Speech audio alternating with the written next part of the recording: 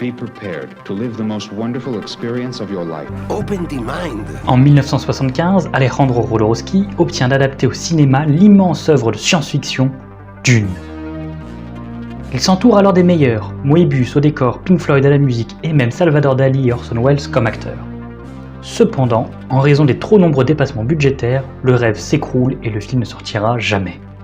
De ce projet avorté, Alejandro Jodorowsky créera avec Moebius une saga de science-fiction lumineuse et spirituelle, l'Incal. Et avec Juan Jiménez, une saga de dark science-fiction où grondent la fureur et les larmes. Une tragique épopée sur 5 générations de guerriers et guerrières qui surpassent la violence qui les entoure au travers de batailles sanglantes, d'horribles mutilations et d'histoires d'amour incroyables. Car comme le déplorait le métabaron Agnar, venez, monstre béni, mettre un terme à l'arbre généalogique qui a volé mon enfance pour faire de moi un assassin. Je ne vais pas mourir en combattant, je vais mourir d'amour. Car telle est la destinée des membres de la caste des métabarons. Avant de se plonger dans l'œuvre, intéressons-nous aux brillants cerveaux qui en sont à l'origine. Alejandro Jodorowsky est un artiste franco-chilien né le 17 février 1929 au Chili. Son enfance difficile a profondément marqué l'ensemble de son œuvre. Son père, Raïm Jodorowsky Grossman, homme violent et féroce, voulait qu'Alejandro soit dur au mal et le frappait pour l'endurcir. En retour, pour exprimer son admiration, Alejandro lui demandait de taper plus fort. L'affection de son père était plus importante que sa douleur. Sa mère, Sarah Felicidad Polanski Arcavi, n'a jamais aimé ni son mari, qui la battait, ni son fils Alejandro, qui était le fruit d'un viol par son mari. Elle ne lui a donc jamais donné ni affection ni tendresse et lui avouera qu'elle ne pourra ainsi jamais l'aimer. La lecture et les arts furent les seuls moyens de s'extirper de cette triste réalité, faisant de lui un auteur extrêmement prolifique. Il a fondé le théâtre d'avant-garde de Mexico, il a travaillé avec le mime Marceau et a développé le tarot divinatoire. Ses premiers grands succès sont au cinéma, puisque ses films parlent d'amour tragique, de corps mutilés et sont l'occasion de porter un message caché. Dans les années 80, il souhaite apporter l'art d'auteur surréaliste dans la bande dessinée, et ainsi transposer ses folies cinématographiques en folies du 9e art. Scénariste de génie, il a toujours sélectionné avec soin les dessinateurs qui mettront en image ses fantasmes. Moebius dans l'Incal, Manara dans Borgia, Book dans Bouncer, et Juan Jiménez dans la caste des métabarons. Juan Jiménez, justement, né en Argentine en 1943 et mort en 2020, est un des meilleurs dessinateurs de science-fiction de son époque. Son dessin est hyper réaliste, grâce à sa formation en dessin industriel, qui le pousse à inventer des représentations de vaisseaux, d'armes et d'armures futuristes étonnamment détaillées et crédibles. Il travaille assidûment la composition des pages, la variété dans la taille des cadres, le changement de point de vue, le rythme, etc. etc. Il crée un langage cohérent pour capter l'attention du lecteur. Enfin, c'est un maître pour transmettre des émotions à travers le regard. Les yeux jouent un rôle prépondérant dans la case des métabarons, bastion des émotions, abondamment transmises tout au long de la terrible saga de la caste des métabarons. La caste nous conte la terrible histoire des 5 métabarons, depuis Othon jusqu'à son nom. Tout commence sur Marmola, planète dure et froide, qui cache en réalité un cœur fertile et vivant. Le guerrier Othon y vit en paix avec sa femme, leur fils et le reste du clan. Pourtant, ils détiennent un secret, une huile capable de révolutionner le transport galactique. Ce fabuleux secret, une fois révélé, attire irrémédiablement la voracité des puissances de la galaxie. Et c'est l'empereur lui-même qui envoie son armée, les meilleurs tueurs de l'univers, pour dérober leur secret et provoque ainsi la mort de la femme d'Othon qui préfère mourir au combat. Pourtant, Othon y apprend une leçon essentielle. L'honneur d'un guerrier n'est pas de mourir, mais de vaincre. Face à la perte de son clan, de sa femme et de sa planète, il parvient seulement à sauver son fils, dont il a dû briser les jambes pour l'empêcher de combattre. Il négocie ensuite avec l'empereur un pourcentage sur les ventes de l'huile, lui permettant d'accumuler une richesse inégalée. Othon, le guerrier idéaliste désabusé, débute l'incroyable quête de puissance par l'entraînement, les privations et la technologie. C'est ainsi que, planté dans la plus infâme pourriture de l'univers, commence à germer la graine de la caste des métabarons. Chaque génération dépassera la précédente tant en puissance qu'en atrocité, offrant au lecteur des aventures de plus en plus épiques, avec son lot d'intrigues, de secrets et de révélations. Paru initialement en 8 tomes entre 1992 et 2003, Chaque tome alterne entre le métabaron et sa femme. On découvre alors Othon, l'idéaliste désabusé, Honorata, celle qui confond amour et ambition, Agnar, le héros par obligation, Oda, la beauté vampirisée par le fanatisme et les traditions, Tête d'acier, le plus puissant, mais aussi le plus faible face à l'amour, Doña Vicenta Garria de Roca, la plus noble mais la plus insatisfaite de toutes, Agora, l'exclut à jamais, et enfin sans nom, l'aboutissement.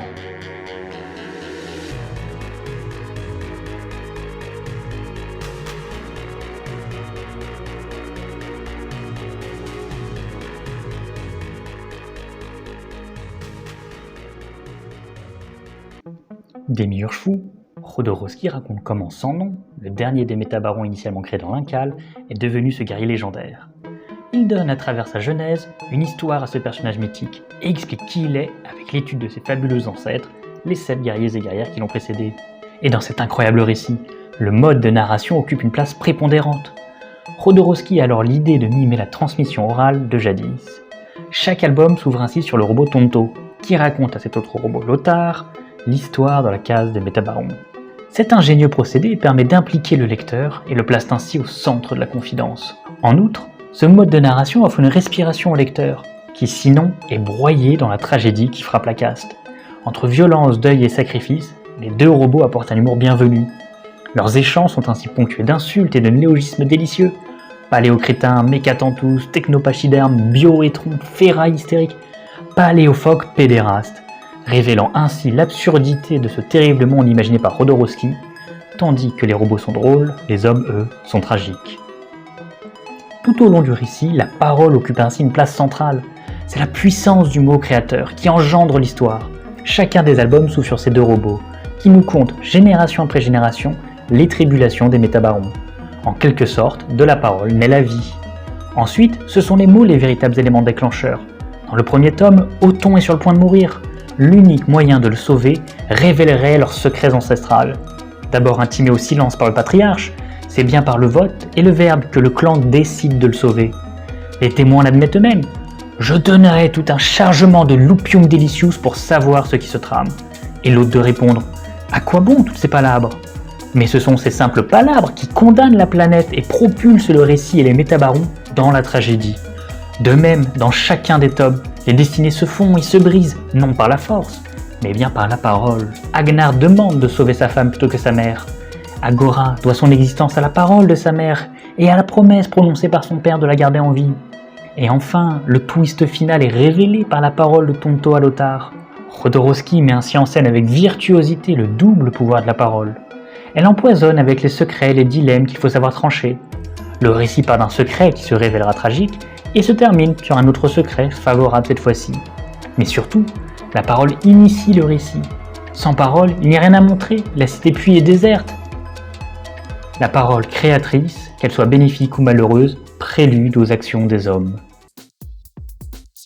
Et c'est cette importance du mot, de la parole, qui permet de mettre en place la structure tragique. Cette tragédie est celle de la case des métabarons, et elle illustre la transmission des drames et traumatismes qui font l'identité de chacun d'entre eux. L'atmosphère viscérale dessinée par Jiménez est un chef-d'œuvre absolu, qui plonge immédiatement le lecteur dans un abîme funeste. C'est sombre, brumeux, les corps sont déchirés autant que les âmes. Chères à la tragédie, les nombreuses péripéties relancent sans cesse le récit. Fatalité, deuil et dilemme sont autant de mots que doivent surmonter les métabarons. Ainsi, chaque moment de félicité est immédiatement suivi par un drame. Le sauvetage d'Othon engendre la perte de sa famille et son exil. Le sauvetage de sa nouvelle femme, Honorata, mutile son bébé. La victoire d'Agnar sur le triumvirat Shabdaoud lui fait perdre et sa mère et son père. Les retrouvailles entre Donia et son père provoquent sa cécité. Lorsque Tête d'Acier obtient enfin un enfant, il perd sa femme. Tragédie toujours. Cette case semble maudite et des événements sont voués à se répéter. Chaque génération se retrouve fatalement devant l'impossibilité de se reproduire. Othon le trisaïeul perd son pénis, Oda la bisaïeule est dans le coma, Tête d'Acier l'aïeul ne ressent pas l'amour, Agora est une femme et refuse de coucher avec un homme. Mais ultime symbole de la tragédie, c'est bien la perte des parents qui endeuille chaque enfant. La mère périt souvent dans un sacrifice pour sa famille, tandis que le père, lui, est systématiquement tué par son enfant, car lorsque ce dernier atteint l'âge de 7 ans, il doit terrasser son père pour pouvoir porter le titre de métabaron.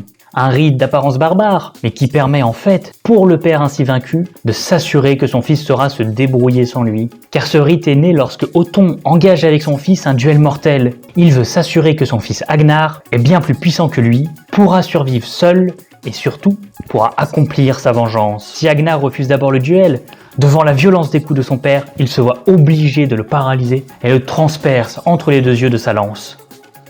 Après avoir commis son crime parricide, il avoue totalement esseulé.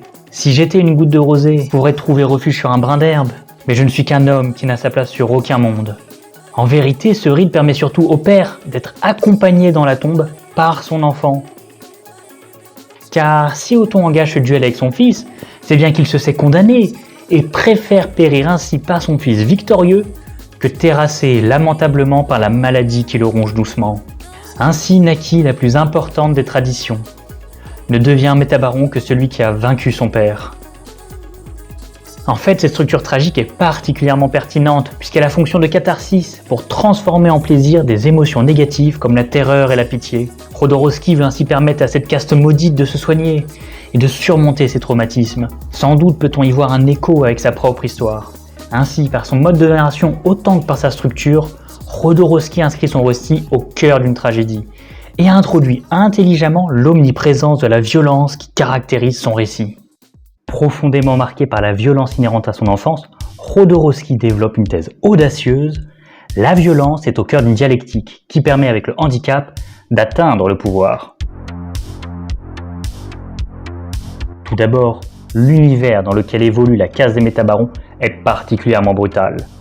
Jiménez y met admirablement en scène les nombreuses batailles spatiales, les impressionnants combats à l'épée, les ravages des pouvoirs télékinésiques et l'apothéose graphique étant atteint lors du suicide d'une race entière dans une déflagration infernale.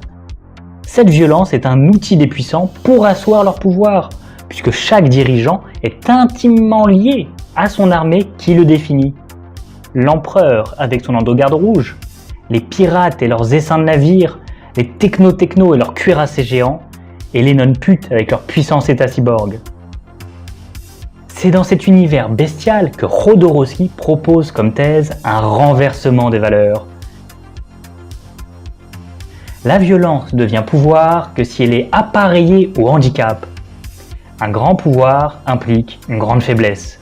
Ainsi, l'être qui commande à la galaxie humaine, l'impérator, n'est qu'un fragile androgyne qui ne peut vivre en dehors de son cocon. Le technopape est incapable de porter son propre poids. Les non-putes sont hideusement défigurées. Et enfin, la créature la plus dangereuse de l'univers, contre laquelle, chose inédite, deux métabarons doivent s'allier pour en venir à bout, se révèle être un suprapou cosmique. Mais pourquoi, selon Jodorowsky, ce nouvel oxymore veut que la violence appareillée à la faiblesse donne la puissance? La réponse nous est apportée par l'analyse des métabarons eux-mêmes et de leur funeste rite de la mutilation. La mutilation qui abîme autant les corps que les esprits oblige les personnages à changer leur rapport au monde. C'est ainsi que les héros évoluent, dans la douleur. Car s'il y a bien une leçon à retenir de la case des métabarons, c'est que la violence marque à vie autant ceux qui la subissent que ceux qui l'utilisent. Pour le comprendre, revenons sur le rite le plus important de la caste. Un enfant, malgré son innocence, doit supporter la souffrance et être froidement amputé d'un membre. Tout commence avec le second fils d'Othon, Agnar. Alors à peine âgé de 7 ans, il triomphe in extremis de son épreuve contre une machine infernale. Mais sa victoire crée la discorde entre sa mère et son père. Son père n'accepte de le reconnaître seulement s'il résiste à la douleur. Agnar fait alors face à la machine sadique qui comprime lentement ses pieds. Seule sa voix d'enfant peut l'arrêter, mais cela risque de décevoir son père. « Tu seras fier de moi, père », avait-il prononcé. Et effectivement, afin de prouver sa valeur, le jeune garçon laisse la machine broyer impitoyablement ses pieds, sans un cri, expliquant fièrement « La douleur ne m'abattra jamais ». Ainsi débute l'effroyable tradition de mutilation des métabarons.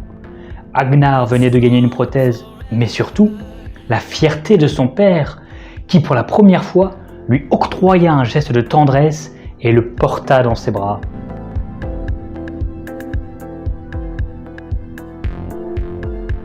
L'histoire se répète, puisque par la suite, chaque enfant subira une atroce mutilation qui sera suivie d'une greffe robotique. Comment expliquer ce funeste risque ? À l'origine, on retrouve le père d'Agnar, Othon, le premier métabaron, à jamais marqué par la laideur de la vie. Il perd consécutivement sa femme, sa planète, puis son premier fils, Barry. Et étant lui-même amputé de sa haine et de sa hanche, il décide alors d'enseigner à son nouvel enfant, Agnar, la perte d'un être cher, froidement enlevé par une machine aussi injuste que peut l'être la vie. Il semble que Jodorowsky fasse ici un parallélisme pertinent entre la perte d'un membre physique, qui disparaît totalement, et la perte d'un membre de sa famille. Avec les mots d'Agnar lors du rite, La machine s'arrêtera d'elle-même lorsqu'elle n'aura plus aucun os à broyer. l'auteur illustre avec brio l'irrémédiable fatalité du deuil qui frappe les hommes dès leur plus jeune âge. L'enseignement est alors: on ne contrôle pas l'événement tragique, seulement la douleur qui pourrait nous atteindre. Cette expérience du handicap dévoile les limites intrinsèques de l'homme. Le petit garçon perd la sensation de toute puissance qui va évidemment de pair avec son innocence.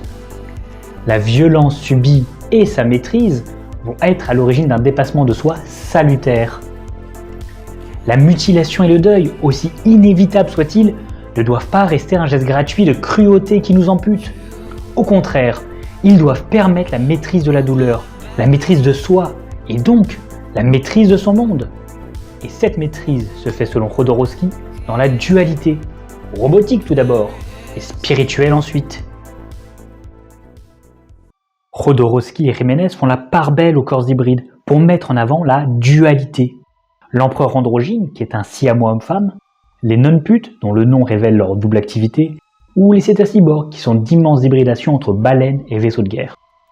Et cette dualité est renforcée chez les métabarons, puisque leur corps est avant tout un corps hybride homme-machine, chacun d'entre eux ayant bénéficié d'une prothèse robotique après avoir subi la mutilation. Le premier métabaron a un pelvis multiprotonique, le second des pieds artificiels, le troisième une tête d'acier, le quatrième une main robotique et enfin le dernier une oreille cybernétique. Leurs facultés sont ainsi accrues grâce à la technologie. En effet, à l'origine, les métabarons proviennent du clan des Kastaka, qui bénéficiaient d'une autre hybridité, celle de la fusion entre l'animal sacré du Ganges et du premier des Kastaka, Dayal. Hybridité spirituelle qui prend la forme de tradition ancestrale, avec un code d'honneur des guerriers aussi rigide que strict. Au départ donc, Othon, qui deviendra le premier métabaron, n'est qu'un simple baron Kastaka, qui ne se bat qu'avec des armes blanches. En refusant la technologie, il refuse de déléguer sa puissance. Il souhaite être un vrai guerrier.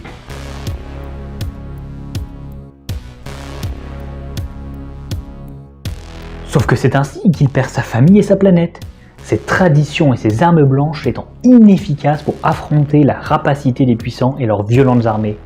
Jodorowsky nous enseigne donc que la première hybridation, à travers les traditions à droiture spirituelle, n'est pas suffisante et ne mène qu'à la ruine. Ensuite, Othon brise les jambes de son premier fils Barry pour le protéger, car il se faisait emporter par la fougue de sa jeunesse en voulant se battre dans une mission suicide. Pour le consoler, Othon obtient un antique cheval, race disparue, valant une fortune. Barry retrouve ainsi de sa fougue et calme ses peines. Mais en procédant ainsi, Barry ne parvient pas à surmonter sa mutilation. D'abord, il trompe sa douleur d'avoir perdu sa mère et ses jambes par un cadeau. Il nie la violence des événements par du plaisir et se détourne de la réalité. Ensuite, c'est le cheval qui le porte et non plus sa propre force. Il ne peut assurer la tradition des métabarons, car avec ses jambes brisées, son handicap l'empêche de devenir plus puissant que son père. Il est dans le déni et il sera donc tué par les mains de son propre père, par accident peut-être, par fatalité de son destin sans aucun doute. On comprend que le naturel pour compenser un manque n'est pas efficace. Il annonce le besoin de plus, le besoin de technologie. Et effectivement, Agnar, le second fils d'Othon, perd aussi l'usage de ses jambes à cause de son père. Mais dans la douleur, il va en récupérer d'autres, mécaniques, lui permettant de dépasser son handicap. Deux événements similaires, mais à l'issue différente grâce à la technologie. Car Othon l'avait bien compris, en acceptant la technologie et remplacer sa haine et sa hanche par un pénis multiprotonique, Ce membre cybernétique lui permet dès lors de décupler ses facultés et donc de survivre. Et c'est tout un symbole car grâce à son nouveau membre robotique, il sort de l'exil, sauve l'androgyne parfait et se voit octroyer enfin la reconnaissance à travers le titre de métabaron. Le terme métabaron signifie justement au-delà du baron de Castaka, au-delà de la seule hybridation spirituelle. Il fait évoluer les barons Castaka en ne refusant plus la technologie ni la pourriture du monde et s'arme pour y faire face. Il fait évoluer les barons Castaka en acceptant la technologie. Ainsi, la perte de son pénis l'empêche de se reproduire en tant que baron Castaka, homme fini et dépassé. Mais le gain du pelvis multiprotonique lui permet au contraire d'engendrer à nouveau des métabarons cette fois-ci avec Agnar. La tradition est née, en s'amputant, on s'augmente.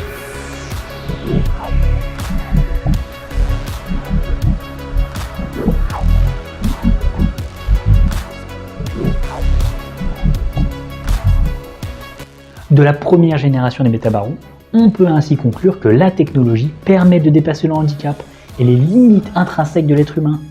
Tête d'acier, le plus puissant des métabarons, le révélera dans le tome 7. Un guerrier de chair n'est pas un vrai guerrier. Si l'augmentation robotique donne de la puissance, Jodorowsky n'en dresse pas moins un portrait tourmenté. La technologie agit comme un poison mortel qui tue à petit feu. Tout d'abord, les échanges entre les deux robots Tonto et Lothar nous permettent d'entrevoir les premières limites robotiques. Ils ne supportent pas la tension ou les émotions fortes, démontrant leurs limites corporelles. On ne compte plus les fois où ils grillent des diodes ou des courts-circuits ou autres avaries techniques. Le corps robotique est limité par son manque d'adaptation et devient donc dépendant de l'évolution technologique.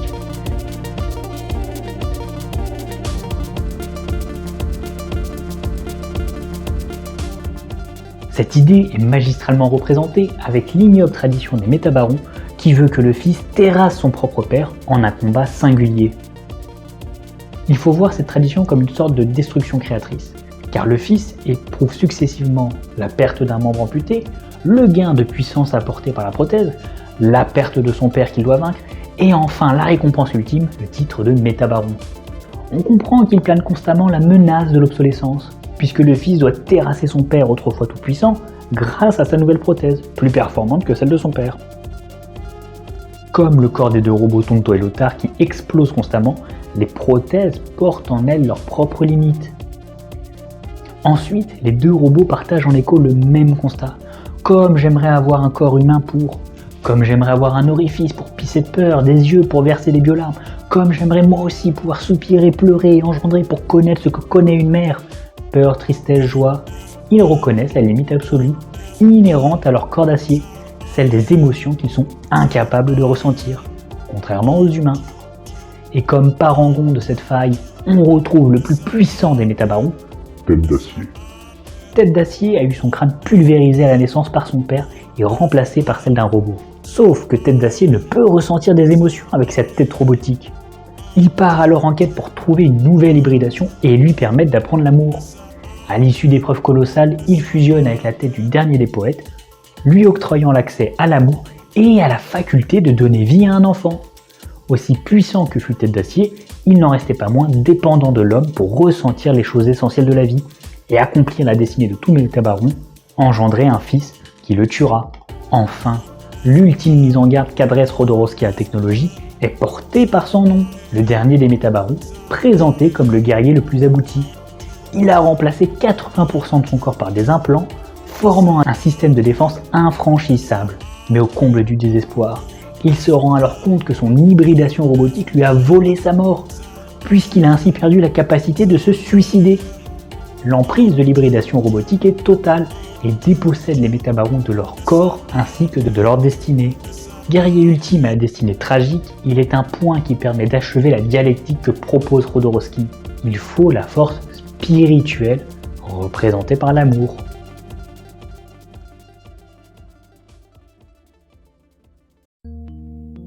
Guerrier ultime à la destinée tragique, il est un point qui permet d'achever la dialectique que propose Jodorowsky. Si la technologie permet de surpasser, l'amour permet de transcender. On l'a vu, les enfants subissent une horrible mutilation qui les ampute. Pourtant, la mutilation physique n'est que la face émergée de l'iceberg. Car, en vérité, l'ultime mutilation que doit subir chacun des métabarons est bien la privation d'amour. Chaque enfant vit son adolescence seul, ayant perdu et sa mère et son père. À l'image d'Agnar, né dans les airs, sans que sa mère ne puisse le prendre dans ses bras. Puis, vivant totalement reclus avec sa mère dans des montagnes gelées, isolé de son père pendant 7 ans. Il fut ainsi sacrifié par sa mère, qui ne lui accorda qu'un unique geste de tendresse, dans le seul but d'en faire un guerrier digne de son père, digne de sa caste. Car ce qui caractérise la relation avec les parents est le surpassement de soi, le déni de la douleur et l'accomplissement de la vengeance. Prélude évident au rite parricide qui consacre un nouveau métabaron. Quand Agnar a, malgré lui, triomphé de son père, il avouera se sentir totalement esseulé. Si j'étais une goutte de rosée, je pourrais trouver refuge sur un brin d'herbe, mais je ne suis qu'un homme qui n'a sa place sur aucun monde. Dès son plus jeune âge, le fils du métabaron a pour enseignement de quitter l'enfance afin de devenir un homme seul, mais autonome. Les parents préparent l'enfant à couper les liens parentaux, car, comme l'indique Agora, autre métabaron, L'amour est le plus grand ennemi du guerrier. même l'amour pour son père, pour sa mère ou pour son fils. Pourtant, c'est dans cette simple phrase que réside la clé, et c'est au fond de cet abîme de chagrin qu'on retrouve la plus belle et la plus sadique déclaration d'amour, celle qu'on recherche tout au long des 8 tomes. Car si l'amour est effectivement le plus grand ennemi du guerrier, il ne faut pas oublier que c'est le fils qui tue systématiquement son père. Le plus grand ennemi du guerrier métabaron, c'est son fils. En mettant en scène ce crime parricide, Jodorowsky dévoile ainsi un amour père-fils indéniable.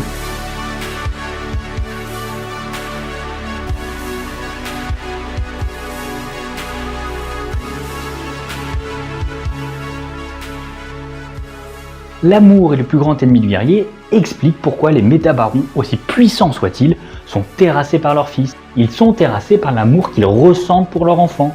Mais fidèle à la structure tragique, cette perte abyssale des parents est suivie par la rencontre de l'être aimé. Cependant, Jodorowsky octroie aux métabarons un seul véritable amour. Jodorowsky amène ainsi judicieusement la place prépondérante qu'occupent les femmes dans la case des métabarons. Des êtres qui complètent le jeune esseulé et qui lui permettent autant de se parfaire que de se dépasser. Et les métabarons sont ainsi prêts à tout pour leur moitié, autant à tuer qu'à se sacrifier. C'est pourquoi chacun des métabarons tombe instantanément amoureux. Aucun doute quand il s'agit de reconnaître sa moitié, comme deux âmes séparées d'un même corps.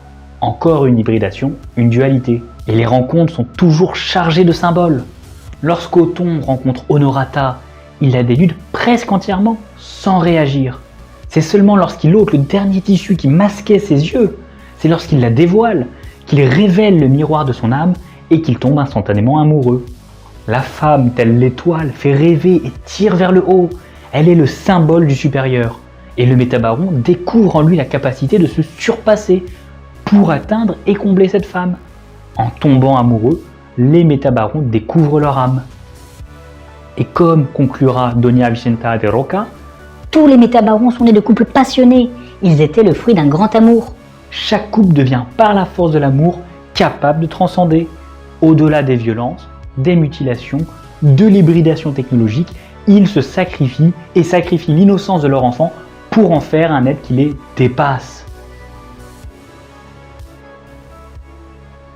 Ainsi, la saga de dark science-fiction imaginée par Jodorowsky et Jiménez est un véritable chef-d'œuvre, qui dépasse le simple space opéra ou l'adaptation de Dune. Jodorowsky, s'appuyant sur ses propres traumatismes, y propose une thèse audacieuse autour de la dialectique de la violence.